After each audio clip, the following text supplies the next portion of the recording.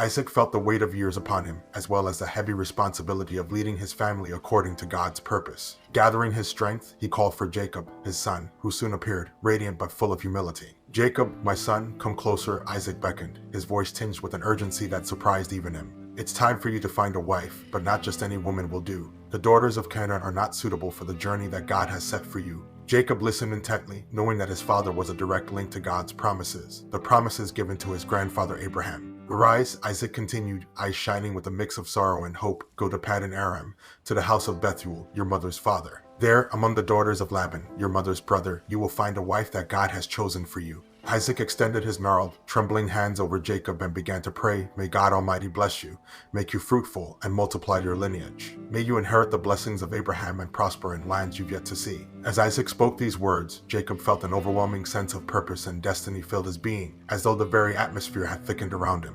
Esau, lurking on the peripheries of these monumental family moments, watched with a mixture of awe and bitterness. Realizing the gravitas of Isaac's blessings, he couldn't help but reflect on his own choices. Deciding he too must align himself more favorably in the eyes of his father, he chose Mahalath, the daughter of Ishmael, to be his wife, alongside the wives he already had. Jacob embarked on his journey, and as dusk settled, he found himself alone in a remote place near Haran. Using a stone for a pillow, he lay down, exhaustion pulling him into a deep sleep. In this slumber, he found himself in a dreamscape where a ladder connected heaven and earth, with angels ascending and descending. Suddenly, the Lord stood above the ladder and spoke, affirming the promises made to Abraham and Isaac, and extending them to Jacob.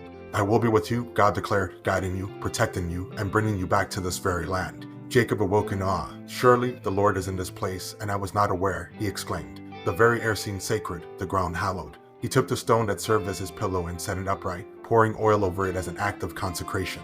"This place is Bethel, the house of God," he proclaimed. Full of reverence and fear, Jacob made a vow, "If God will be with me, keep me safe, provide for me, and bring me back to my father's home in peace, then the Lord shall be my God. This stone, which I have set up as a pillar, shall be God's house." He paused, taking a moment to absorb the gravity of his own words, and then added, "And from what you bestow upon me, I shall surely give a tenth back to you." Jacob's journey had thus begun, not just to find a wife, but to step into the larger story of God's divine plan, a story that had started generations before him and would continue long after he was gone.